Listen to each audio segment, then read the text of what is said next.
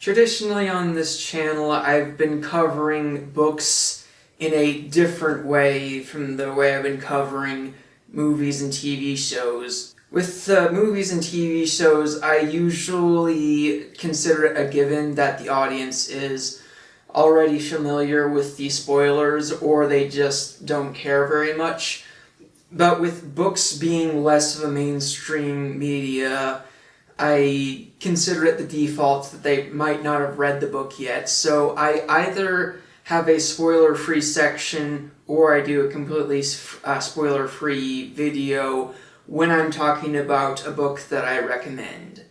This is not one of those times. What Once Was Mine, A Twisted Tale, is a horribly bad book, and for that reason I have no hesitation about spoiling the entire story without suggesting that you read the book first. I would not recommend you to read the book first. Just watch this video and you'll know that you should not read this book, but you should hear the spoilers I'm about to tell you. So, if you've never heard of the Twisted Tales before, they take a Disney film and they ask, what if this happened differently? In this case, it's what if Rapunzel's mother drank from the wrong flower? So, you probably read that and thought, ooh, so Rapunzel gets the moonstone instead of the sun drop, and gets the powers of indestructibility and destruction instead of healing. And if you thought that, then you know more about Tangled than the author of this book.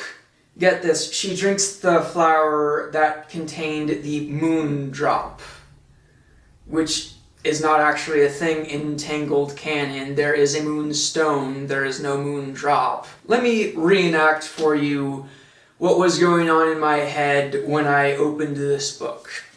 So, Liz Broswell and I have had our disagreements and rivalries with these books. Granted, rivalries that she doesn't know about, never heard of, they just exist in my mind, but I've heard a few good things about this in the reviews that I found, so I'm just gonna go in with an open mind to this book and maybe I'll like it. I am a Tangled fan after all. First sentence. The last notes of a pop song faded out over the movie credits and the real world reformed itself around Brendan. You already failed. So you're probably wondering what's going on, why am I hearing about pop songs in book sets in the medieval ages? Well, there's this framing device, and no, it's not a good one. The framing device that this book is going with is there's this cancer-ridden 16-year-old sister who is a huge Tangled fan, and her brother is sick of telling the same Tangled story over and over again, so he decides that instead of reading Rapunzel to her, he's going to make up his own version of Tangled to tell to his sister. And what use does this story have of this framing device? I'm not even kidding. The premise of this all being made up by an inexperienced teenage boy is put in place to cover for how bad the storytelling is. And I have receipts for that, as we'll find out later. But there are a few wonky sentences that take place even outside the made-up Tangled story within this framing device. For example, let me give you a few examples of the type of sentences we have in this book. These things kept most of the scary away, but not all of it. In the silence brought on by the movies being over, you could have said by the ending of the movie, or the movie's conclusion, not the movies being over. In the silence brought on by the movies being over, the noise of the IV pumps clicks loudly over everything. You sense the problem, right? Well, which is it? Is there silence brought on by the movies being over, or is there IV pumps clicking loudly over everything? Brendan, the Brendan is the brother telling the story, and the sister's name is Daniela? Yeah, Daniela. When Brendan first poses the idea of him making up his own version of Tangled, Daniela responds with, "You're going to make it dumb and have stormtroopers jump out, or have the characters swear at each other, and then aliens land and ruin everything." That that would have been better than what we ultimately get in this book, but I digress. And Brendan's response to that, "No, I won't, I promise. No silly anything. The exact same story, but different." He promises no silly anything. Oh gee, I would sure hate to have something silly happen in my Tangled story.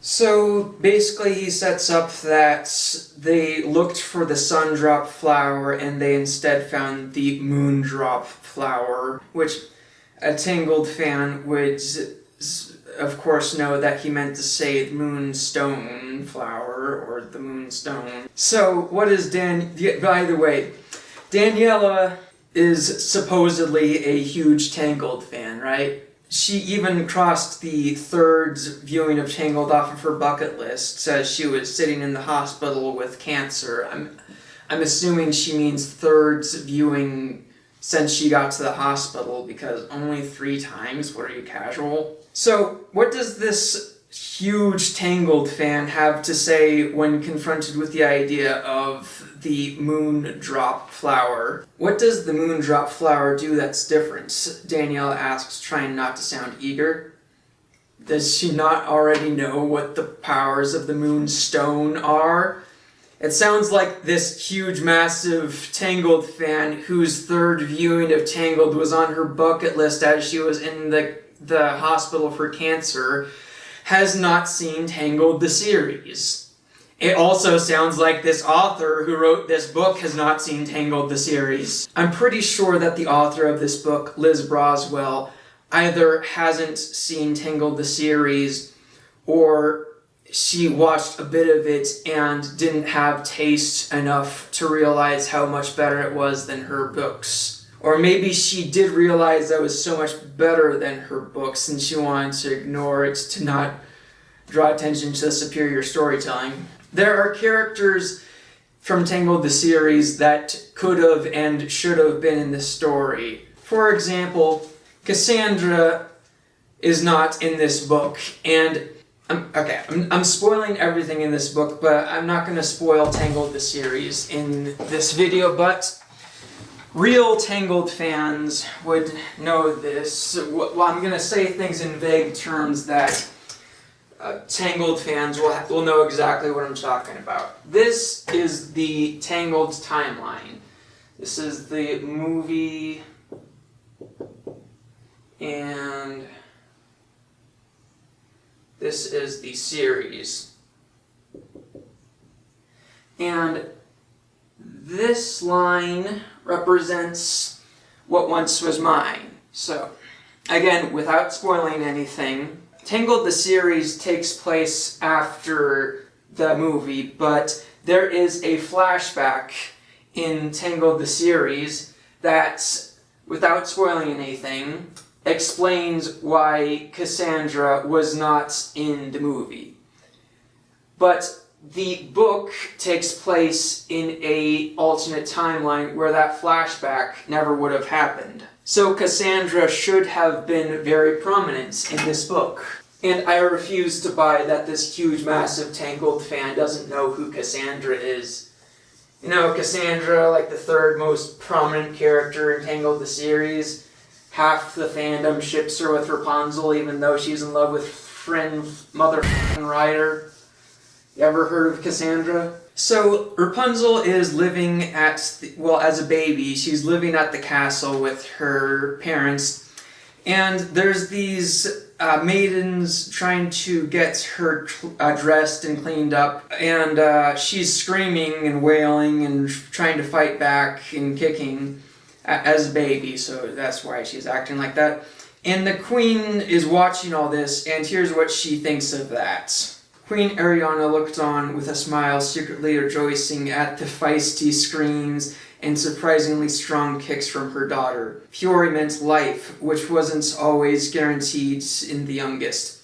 Fury meant a strong will, which was especially useful for girls and women, even queens, who had to fight for what was theirs. She's literally celebrating Fury put on these poor maidens trying to get the knots out of her hair. She's celebrating Fury pointed at the wrong people. And considering it a good sign because she's a girl, I guess, and she wants girls to be furious, I guess. So you know what happens then?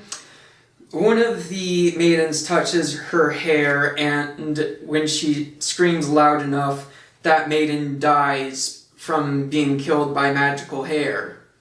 Well, aren't you proud of her? I mean, fury is important for girls and women to have, after all. They bring a priest among other people to try and figure out what's wrong with their baby's hair. And the priest, let's talk about the freaking priest that they bring in.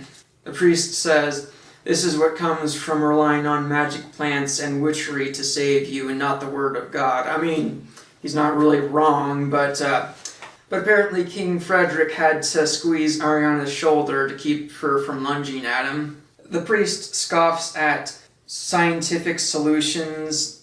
He's sort of just there to have ideas that are scoffed at. Now here's the thing, I am someone who will defend The Hunchback of Notre Dame for its depiction of religion. I'm not going to act like there weren't people in the church who abused their power.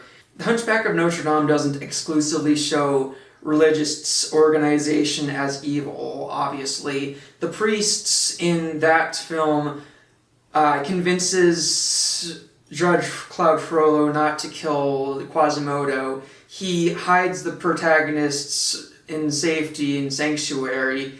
And one of the main characters even sings in the church, God bless the something. I forget what exactly it's called. So clearly the religion's not entirely being thrown under the bus in that movie. And I am not in agreement with other Christians who think that it's offensive. But in this book, the only person who's talking about looking to God is considered the infuriating guy in the room.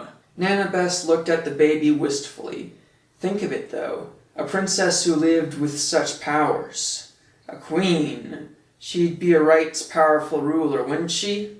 That would be a sight. I was just joking earlier. You actually are celebrating this? You actually are happy about the death of the maid who was just trying to unknot her hair. Tressburg, put the word out. Secretly this time, King Frederick ordered. To all the real good wives and women who have knowledge of these things. Why they gotta be women? Why can't they be men with knowledge of such things? I forgot to say earlier, I put sticky notes into this book to remind me of what to talk about, and look at this. I've never put so many sticky notes in a book before. Look at all that. There's so much to complain about. So you might be wondering, if Rapunzel's mother didn't drink from the Sundrop potion, does that mean that Mother Gothel does not kidnap Rapunzel to get the eternal youth? Well, she doesn't kidnap her, but she still gets her, and you'll never guess how that happens. They call in these witches and good wives to try and figure out what's wrong with Rapunzel, well, try to figure out how to fix Rapunzel, or help her at least, and Gothel convinces them to let her have Rapunzel, and let me give you the abbreviated version of that conversation. I know what I'm talking about, and you should trust me even though I have no proof of my magical expertise. I immediately believe you, and I do not question your knowledge. You should let me have the baby, or the disasters that follow will be disastrous. When will we be able to see our daughter again? Never. At least tell us where you live so we can see her. No. You must take the baby and leave at once.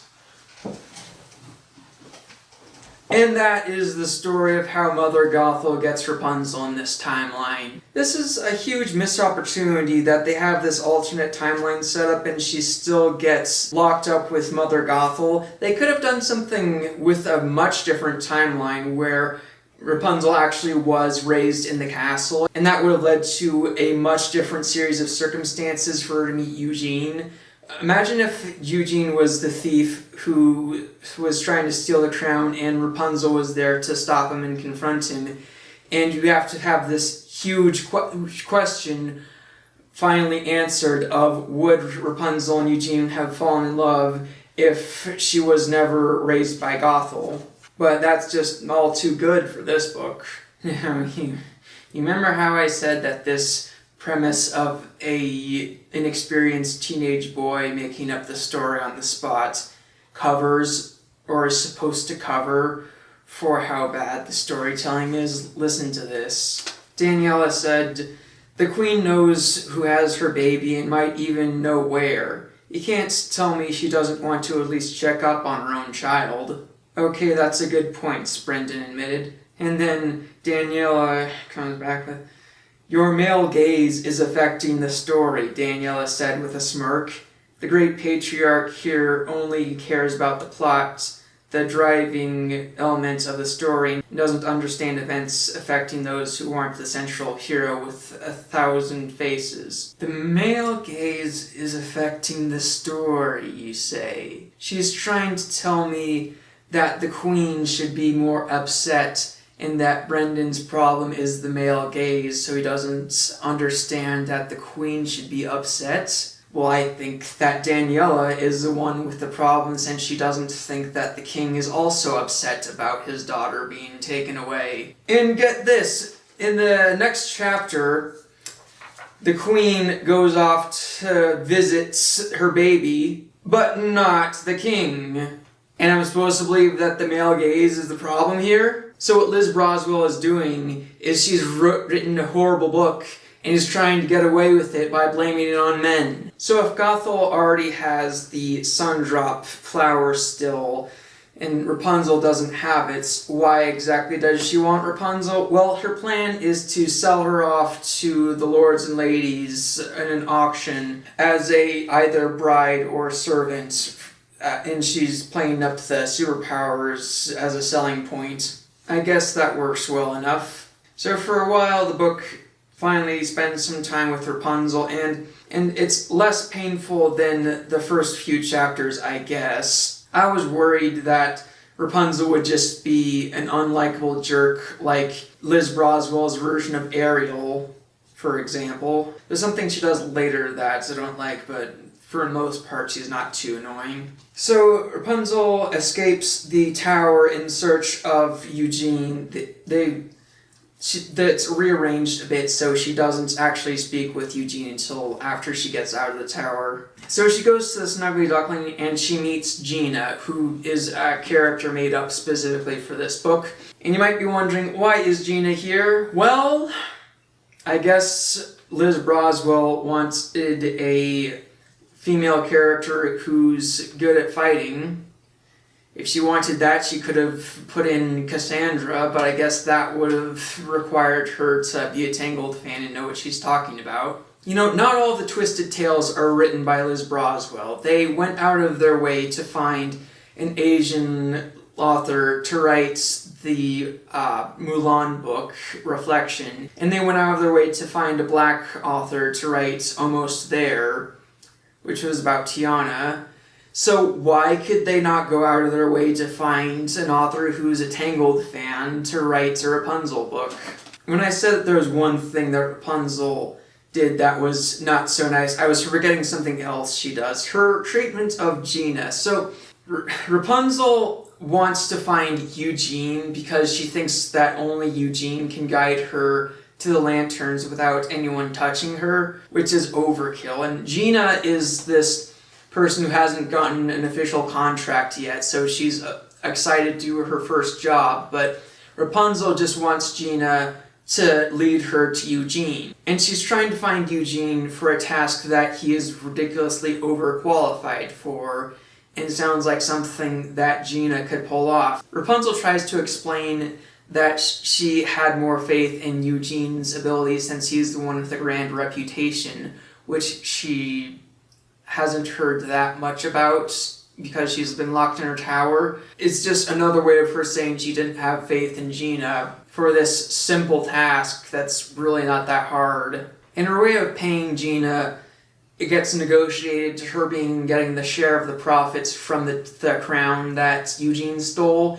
And at a certain point, Rapunzel just gives Eugene the crown without talking to Gina. So she just treats Gina with no respect for her place in this. So Rapunzel and Gina go off in search of Eugene, and I have to draw attention to another whoopsie that shows off what kind of quality you can expect from this book. Rapunzel and Gina are setting up camp for the night. She shivered again and looked down at the fire. The next page. Rapunzel pretended not to notice. She made the fire, which would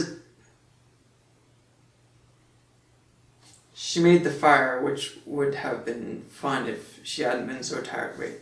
She made the fire. She made a fire. Previous page. She shivered again and looked down at the fire.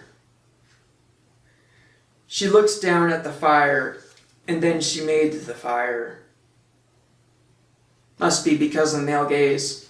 So eventually, Gina and Rapunzel find Eugene as he's running away from the Stabbington brothers. Gina starts fighting them off with some level of success. She's able to hold her own against the Stabbington brothers.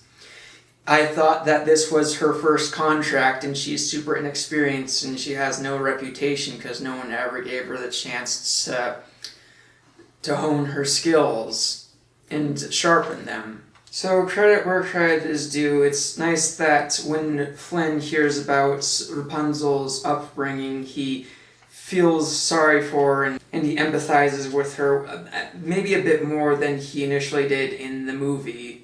If I don't give credit where credit is due, you might think I have some sort of bias against the sexist no-talent hack that wrote this book. The chapters where he cut back to the hospital with the siblings happen very rarely, and they only take up a few pages usually, so it's not like they add much of anything. It's almost as if this entire framing device is completely unnecessary. So speaking of the framing device, they cut back to the hospital and Daniela falls asleep, leaving Brendan to plan to tell her the rest of the story later, and it has this little line of narration. Daniela wasn't a helpless princess anymore like Rapunzel was. She was a tiny queen fighting for her kingdom, in this case her body. Not a helpless little princess like Rapunzel. And she calls her the queen, like that's the only good option here. If Liz Broswell doesn't like princesses, why does she keep writing about them? And if she obviously doesn't like princesses, why does Disney keep hiring her to write these books? Of all the people that could be writing these twisted tales, why are so many of them written by this author who clearly has such disrespect for these beloved characters? Eugene says that Rapunzel must be a truly amazing person to stay sane, and he likes how she's somehow maintained a crazy amount of self-discipline. I should think it's sweet that he's complimenting his lady, but with all the compliments and love she gets, it sort of adds to her Mary Sue-ness. At some point, Gina calls Rapunzel Raps. I don't know how Liz Broswell knows about that nickname, since she's never seen Tangled the series, but anyway. So there's this part where Gina, Flynn, and Rapunzel get near the kingdom, and then there's these guys sent by one of the people trying to buy Rapunzel. They start threatening Flynn and Gina, and get a load of this. Sadly, Rapunzel knew that if there was a fight, she would be useless. She would be useless. She would be useless. Rapunzel would be useless in a fight. Roll clips of Rapunzel being useless in a fight.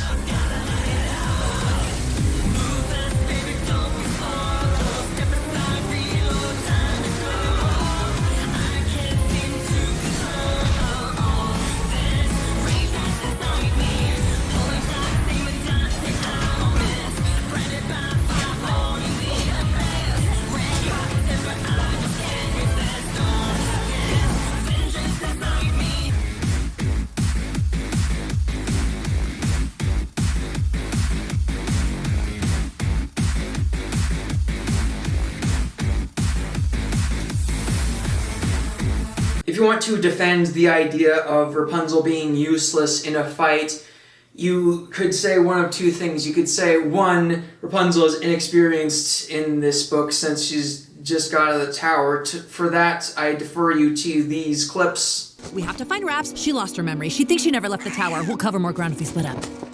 Right! We need to find her. But hey, this is fresh out of the tower Rapunzel, right? She's inexperienced. We've got the upper hand. Shorty, keep your eyes peeled. Shorty? And secondly, you might be saying that this is an alternate timeline with a different Rapunzel who's more afraid to use her hair because she knows it could kill people. And that's another thing. Liz Broswell seems to think that it's her job to fix these weak female characters. And the main way she does that is by complaining about how weak these female characters were in the movies. So she took this character who was already strong and she made her weak so that she could complain about how weak the female character is. So a lot of the book is spent with Rapunzel at this witch's house, the witch being Gina's adopted mom, learning how to use her powers in a very boring way, and it's especially frustrating when you know that by the time she figures out how to use her powers, the book is almost going to be over, which ends up being true. At one point in the hospital scenes that's talking about Daniela being brought back home, and it describes her as the sick princess, which I thought she was supposed to not be a princess, but who cares about consistency, right? It starts talking about how Rapunzel was reading about knights saving princesses, and she liked the knights and tried to reenact their fight choreography in her tower, but she calls the princesses boring. Boring princesses, huh? The princesses are boring, huh? I suppose Snow White being able to make friends with anyone she comes across was boring. I suppose Cinderella showing such kindness no matter how much pain she's been through until she gets everything she's ever wanted because of that kindness was boring. I suppose Ariel taking a giant leap to get a new life in a new world was boring, was it? It seems to me like the goal is to devalue the feminine characters. These knights are shown to be the kind of people that Rapunzel aspires to be like, while the princesses are just hand-waved off as boring. And by the way, she's calling these princesses of fairy tales boring while she's boring me with Rapunzel's training to use her hair, which she'll barely ever use, for hundreds of pages, if I'm remembering correctly. There's even a part of the book where they capture one of the people working for the guys trying to buy Rapunzel, and he just tells them stuff that they already know. That's the type of content that we're spending time on in What Once Was Mine. Quote from the narration: powerful men, lesser knights, random highway thieves, roaming bands of lords and their men. That was where a lot of the rescuing plot lines came in. It said that was where a lot of the rescuing plot lines came in. It has rescuing in quotation marks. Why is rescuing in quotation marks? It's one thing if you want to see female characters be damsels in distress less often. It's another thing to say that in stories where the guy rescues the girl, the guy should feel bad about rescuing the girl and didn't actually rescue her as much as he robbed her of her agency. At various points, Flynn talks about being a thief and wanting to continue being a thief.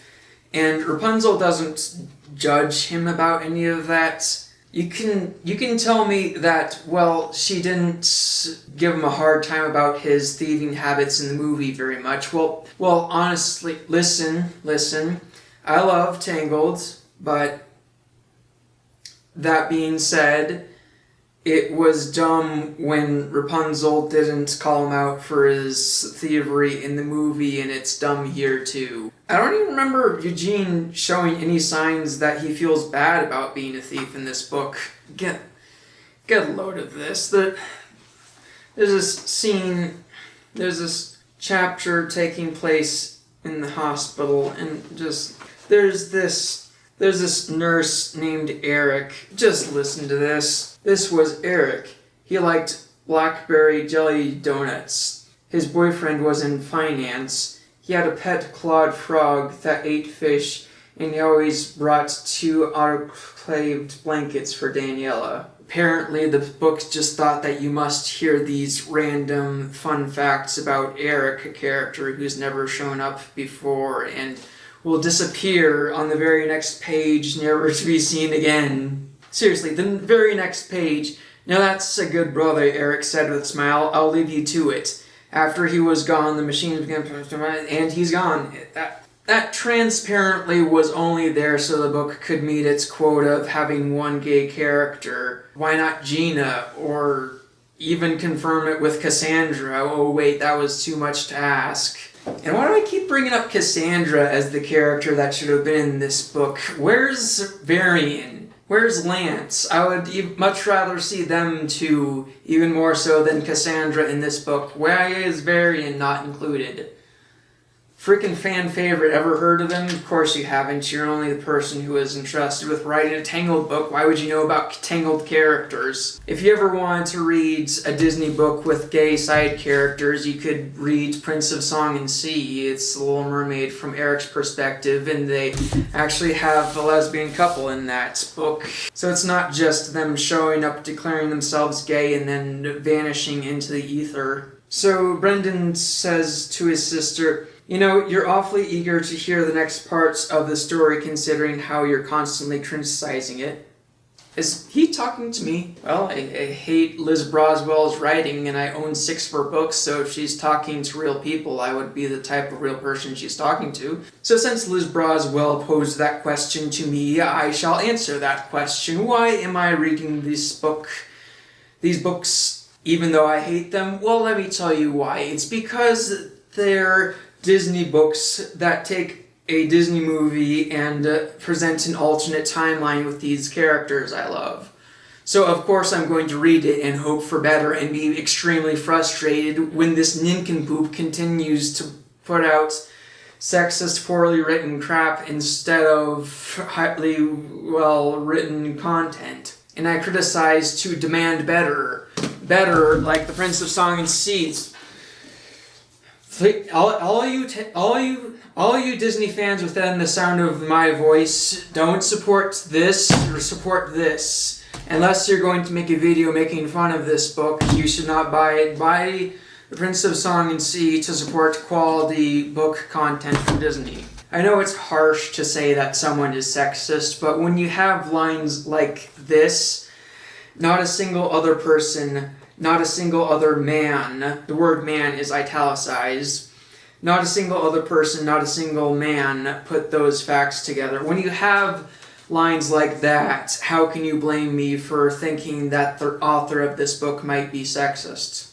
This part of the recording was recorded a long time after the first part of the recording because I got so tired of talking the first time. So what did I cover and not cover last time?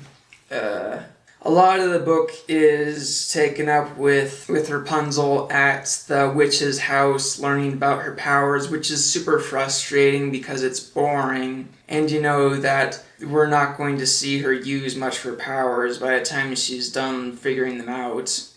So there's this part of the book where Eugene is talking to Rapunzel and saying that they're going to be parting ways because she's going to live in the castle and he's going to be a wanted man still, and she's biting his head off because she can't understand why he wants to leave her, if I'm remembering that correctly. And then later she's talking with Gina, and she said that it didn't even occur to her that it's hard for Eugene, that she can't follow her where she's going. And why she wouldn't think of that, I have no idea. I feel like the first recording was a lot, and thus I don't need to say too much more to fill out the rest of the review. Long, boring story short, Rapunzel gets kidnapped. Rapunzel gets kidnapped by this Countess Bathory. She wants to use Rapunzel's powers, but it's so stupid because her men were able to capture Rapunzel and bring her to the castle. And Bathory thinks that Rapunzel can be this great weapon for her to take over the lands with, which makes no sense. Because if she's this super powerful weapon, then her men shouldn't have been able to capture her. She just makes herself look stupid. I've talked a lot of crap about this book, but if I don't give credit where credit is due, you might think I have some sort of bias against the sexist no-talent hack that wrote this book. So there's this part where they're at the Snuggly Duckling, well, the new lesser version of the Snuggly Duckling, because the original Snuggly Duckling got burnt down a while ago. It's an alternate timeline, don't worry about it. It talks about how the barmaids are flirting with the customers. Basically, is talking about how the barmaids are frustrated because these other counts are talking about attacking Countess Bathory now that Rapunzel has been kidnapped, and they were saying how they were thinking about how no one cared when girls like them went missing. So it's nice that these floozy barmaids are still humanized, even though they're not the regal powerhouses that this author demands. I guess another thing I'll give credit to is Gina is talking about how her clothes wouldn't have fit Rapunzel because they're built different, and talks about Rapunzel being more flat-chested than Gina, but she's not jealous of her. So in these types of stories, you sort of expect the beautiful women to get thrown under the bus. Rapunzel getting mad at Flynn was frustrating, but at least it doesn't last too long. He apologizes quick, and then it takes her a while to apologize to him finally. That's kind of frustrating, but whatever. So Eugene and Gina go to find some help to rescue Rapunzel with. They find Captain Tressberg, and I have to give him credit for this line here. Tressberg is talking about going lightly on Eugene's accomplice, and then Gina says, "Because I'm a girl," and then Tressberg says, "No, because we have no idea who you are and there are no warrants for your arrest." Good for Tressberg on that one, but I'm going to have a bad for Gina line. So they get Captain Tressberg and his men to agree to help them, and then "Forward, then," the captain said aloud. "I'm not obeying orders," Gina muttered. No, that is not how you strong female character. They're supposed to be getting Tressberg to agree to help them rescue Rapunzel, who theoretically is supposed to be Gina's friend in this scenario. And after they agree to help them against all odds, she says, "I'm not following orders," or "I'm not obeying orders." Yet again, cooperation, something that's often seen as a feminine trait, is being thrown under the bus in the name of strong female characters. So they get to the castle with the different people helping. the battle is super weak. There's a chapter called what is it called exactly? There's a chapter called The Battle for Castle Bathory, and the battle is super weak. Most of it happens off screen. They take a timeout from the battling, so that Rapunzel can have I've outgrown you talk with Mother Gothel. The villain gets beaten between chapters. Rapunzel used her powers once or twice in the whole thing, and not even in a combat-oriented way. Find out after the battle that Captain Tressberg was fatally wounded, so Rapunzel uses her powers on him. Technically, it stops him from dying, but it also turns him into a horse. Specifically, it turns him into Maximus, and for some reason, he's not wanting Rapunzel to change him back into a human. I mean, I guess we can't have anyone upset with the Mary Sue, so he just accepts it. I guess it's better than dying, but why he wants to not be changed back is weird. You find out that Eugene and Gina are siblings, but this is all an alternate timeline, so don't worry about it. And Rapunzel keeps her hair in. Yeah, let's talk about that. In the movie, Rapunzel's hair gets cut, and I think the way that this author was apparently looking at it was Rapunzel was getting depowered, and she didn't like that. I don't think that was the intent, though. The intent was for Rapunzel to be freed from the hair, because for as long as she has the hair, people are going to want to use her powers to keep them young. I mean, mostly the point was for Eugene to be willing to give up his life for Rapunzel's life. Of course, selflessness is probably something this author doesn't understand. Oh, what am I saying? She probably expects all men to be selfless. And there's this little author's note at the end. Let's discuss the author's note at the end. My apologies for lip readers. She's talking about her sister and how her sister lost her hair when she had cancer. She's recovered, so don't worry about it. And she's saying that the point of this story was about the importance of hair, specifically to one person, her sister. That might have been unintelligible, so I'm going to repeat it all just in case. She's saying that when her sister got cancer, she lost all her hair. She recovered, so don't worry about it. She got this white wig, and that made her feel so empowered. She even says that the whole point of this story was about the importance of hair, specifically to one person, her sister. Let me translate that for you. Liz Broswell just told me to my face that she used my love of Tangled, which she does not share, to trick me into buying a love letter that she wrote for her sister. Screw this book. Go read Prince of Song and Sea. It's much better. So right about now you're probably thinking, well, that was horrible, but at least it's over. Well, no. It will never be over. This has been What Once Was Mine by Liz Broswell.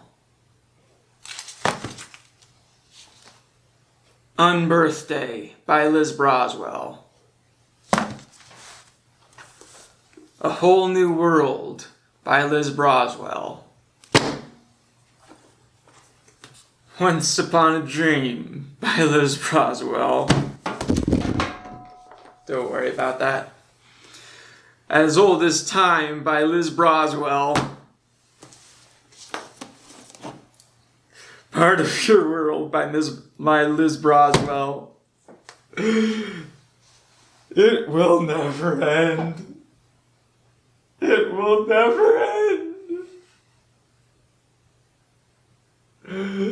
It will never end, and it will never end, and it will never end, and it will never end, and it will never end, and it will never end, and it will never end. There's no hope for me. But you can escape this horrible fate. Don't read any books by Liz Broswell. Unless you're doing it for a review or something, in which case, the chef's kiss, but unless you're going to make fun of it in a review, don't read Liz Broswell's books. Oh.